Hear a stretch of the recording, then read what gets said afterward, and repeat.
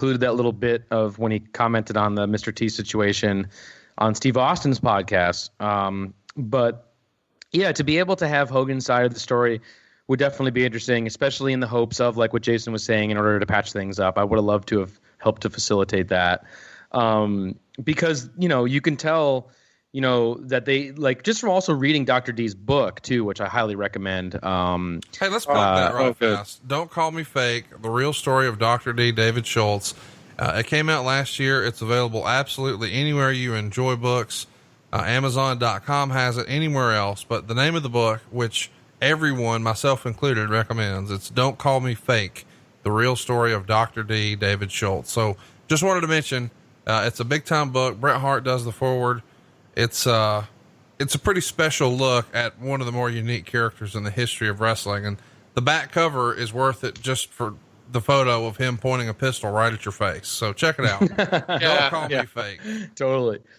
But it's really apparent from that book, just like the relationship that they had as friends, especially David knowing him, when he was a bass player in a bar band, and so that was really interesting. So I think to be able to go back all the way, to Hulkamania, and to be able to tell that whole side of their story, because I mean those guys were such rivals in the AWA, something that we didn't really get a lot of runtime to really get into, and that would have been great. But some of those matches are good too. Actually. Oh yeah, absolutely.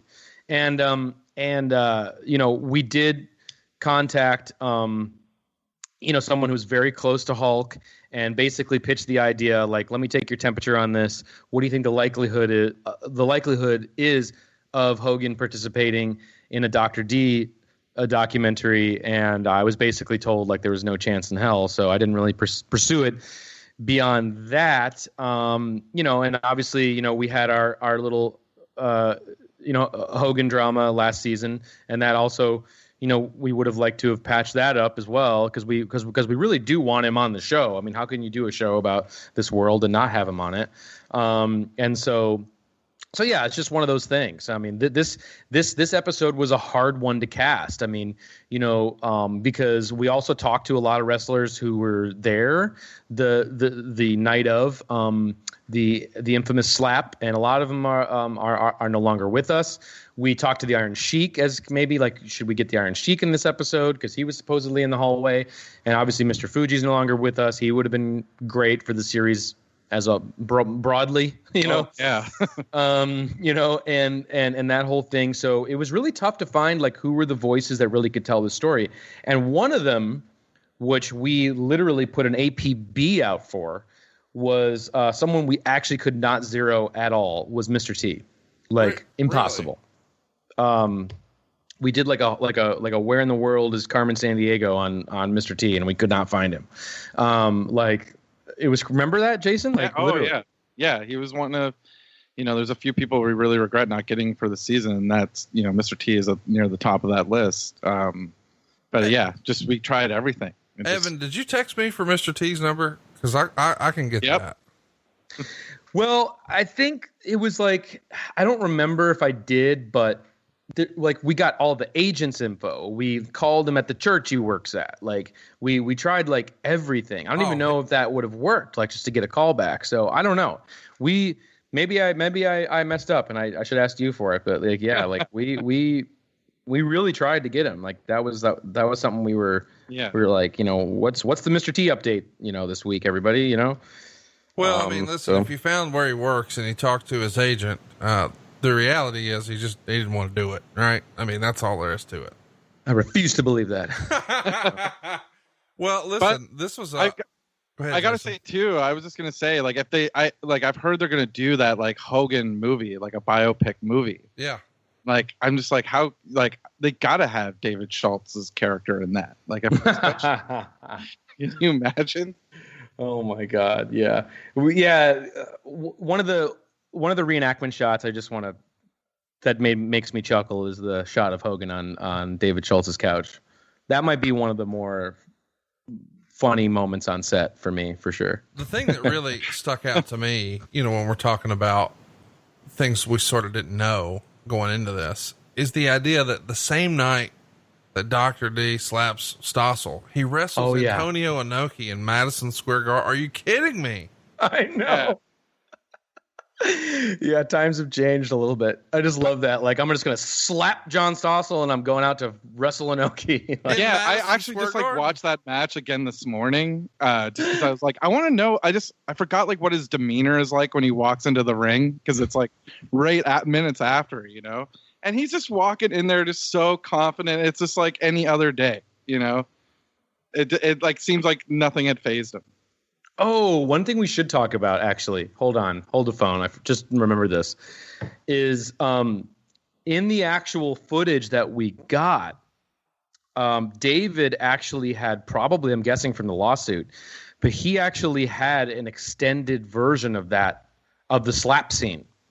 So I think we still have it in the cut, right, at the end where you see Vince come out? Yeah, you do. Yeah. That's not in the 2020 broadcast, where you see Vince come out and him being like, David, yeah, David, what the hell is the matter with you? Like that was in this, like, you know, I'm assuming that was like evidence in the in the lawsuit, but that was kind of a cool little relic that we had discovered and come across, that whole little extra bit of footage of him coming out to reprimand David, and then you kind of see David's like you see the anger in his eyes, and you see him like, you know, and he like cusses out John Stossel, and then he kind of does a double take and starts turning back the other way. It's pretty amazing to see.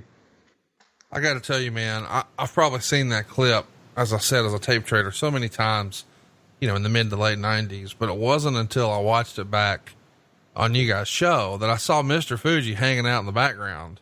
And the thing that made me laugh a little bit is we've heard Bruce Pritchard talk about what a notorious ribber Fuji was, but every now and again, to really rib guys who were sensitive and nervous about a Fuji rib, he wouldn't rib them at all. And when Bruce asked him about it, he says, best rib, no rib. My favorite. That's incredible. And what a line that is, because you just wonder, like, what's going through Fuji's mind as he sees, okay, here's an investigative reporter here to shut us down. Oh, and wow, one of the boys really just slapped the shit out of him. Best rib, no rib. If you actually study the footage, if you go like frame by frame, like he pretty much no sells the slap. Yeah. Like he's just chilling back there, like, you know, like probably plotting his next rib. Well, what's fascinating too is, you know, there's lots of theories about sort of the dark side of professional wrestling, pardon the pun, and a lot of guys think that Fuji once upon a time was one of the fixers for the WWF. And so if there was a situation that was going bad, that, you know, maybe they needed to protect the business or protect the company, Fuji may or may not have been involved in that, whatever that may mean. And the idea that he's just in the doorway watching this all happen just really stuck out. A, because of the funny joking nature we've heard of Mr. Fuji. But then when you hear, well, once upon a time, he may have been like a fixer or a cleaner for the company, and he's just here, just checking it out and watching it all happen. One of the biggest moments in wrestling history, the slap heard round the world. And what a way this episode ended, you know, with Stossel. It's funny because, Evan, when you sent me a link for this, I don't know, a week or two ago to sort of preview it, the first thing, you always want me to give you my feedback right after. The first thing I text you after was, fuck you, David. How remarkable of an ending is that? I mean, when he hits that line, you guys have to know, like, oh, that's the fucking go home closing line right there. That was his go home line in the interview. He was like, fuck you, David. All right, guys, see you later.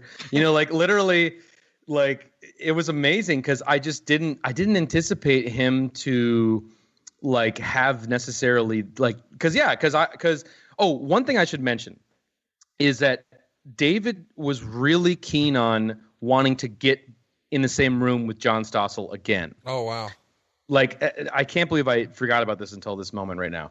But basically, he really wanted me to try and orchestrate them sitting down together again. And that was what, like, the original idea was to actually, like, you know, build to to have the finish be them, like, you know, coming together again, right? Which would have been amazing. but you know, for John, there was no interest in that essentially. But David had a lot of interest in it, and I think maybe for some to bury the hatchet, to have some closure, because he doesn't necessarily, you know, he does put a lot of his anger in this whole situation more towards Vince than he does towards John. You know, like I think that the John aspect of it as well. You know, he's this kind of a guy, but whatever. But so I think he because that's why he says in the episode when David's like, "I'm not going to hit you, boy," or whatever he says, you know, like he always wanted to get face to face with him again. And I think he even tried over the years to make it happen, but John was never really into it. And so I was just surprised that John had that kind of venom for David still, because obviously, you know, John is the one that really made out like a bandit in this situation, right? Like, I mean, he gets the 280,000, you know? So I thought, you know, it's kind of, I don't know. It seems like weird to kind of hold on to that still, but I guess it kind of gives you a view into, you know, how much this, I guess, affected him in some ways, you know? So, and how much it maybe still either humiliates him or still, you know, causes him, because he does say in the episode, it's so annoying that it's one of my top clips, you know? So maybe there is some heavy resentment there. But when he said that line in the interview, it was hard not to just pop completely, which it happens from time to time on the show, but was like, yeah, definitely going to be the go home line. There was no question about it. I would still love to see that, though. Like, Conrad, I don't know if there's any way you could do that for a future StarCast. Oh, my God. That would be a big deal. Oh, my God. Can we please? Well, here's the trouble with that. Stossel seems like a shithead, does he not?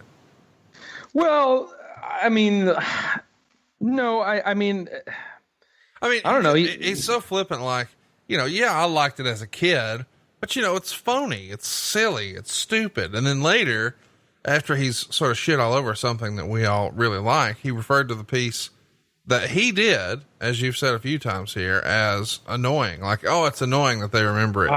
Well, what the fuck else are you known for? Like, you did this story and it was memorable and you got 280 G's for it. Now you're like, oh, it's so annoying that that's what I'm remembered for. Like, he has such a disdain for wrestling. I don't know that I would even want to do anything with him. I think that would be fun heat for an audience that's done sarcasm. I think, well, what I was going to say is that maybe now that the pieces come out and that John Stossel was actually trending on Twitter last night, which I couldn't believe. Right. But yeah, maybe now there's like the rebuttal. I mean, I'm sure all of these guys, I'm sure there's some things that David probably wanted in this episode that didn't make it in that I'll get texted about at 4 a.m. And I'm sure that I already know Eddie Mansfield, there's some things that he wanted to have in the episode that he texted me at 4 a.m.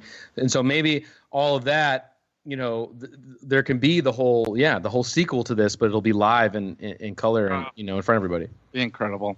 Yeah. One last thing before we wrap things up here. Is the most tone-deaf, stupid thing you've heard in the history of Dark Side of the Ring not Abraham Lincoln freed the slaves, but he forgot to free the wrestlers? That is the most cringeworthy shit I have ever heard, and I'm from Alabama. How in the world does Eddie Mansfield let some shit like that fall out of his mouth and not realize, oh no. It's something, I guess he even says in the piece that it's something that he says. It's like something that it's his catchphrase. He uses it on shoot interviews, and it just goes to show you what a fucking idiot Eddie Mansfield is. Am I wrong here, Evan? Have you heard him say that before? Yeah. Somewhere? You have? Fire up YouTube. He says it on shoot interviews with RF Video and other folks, and he just thinks he's the smartest guy in the room, and he's a goddamn dumbass. Oh, I didn't know that he's used that before. Yeah, like I was saying, going back to talking about German filmmakers and Ecstatic Truth, you know, it's definitely part of, you know, his mindset and the way that he looks at this. That's for sure. And there's a good quote actually from Herzog. He's like really well known as being a wrestling fan, but he's once quoted as saying, like, someone asked him why he likes wrestling, and he said, "My answer is the poet must not avert his eyes from what's going on in the world. In order to understand what's going on, you have to face it." And so he talks a lot about how you can learn things from the world and people's perspectives through watching wrestling. And if you want to better understand the world, wrestling can help you do that. I guess so. Well, I feel sorry for the wrestlers who weren't freed, I guess. What the yeah, it's ridiculous. Yeah, it's not. Well, listen, next week, is there anything else we need to touch on?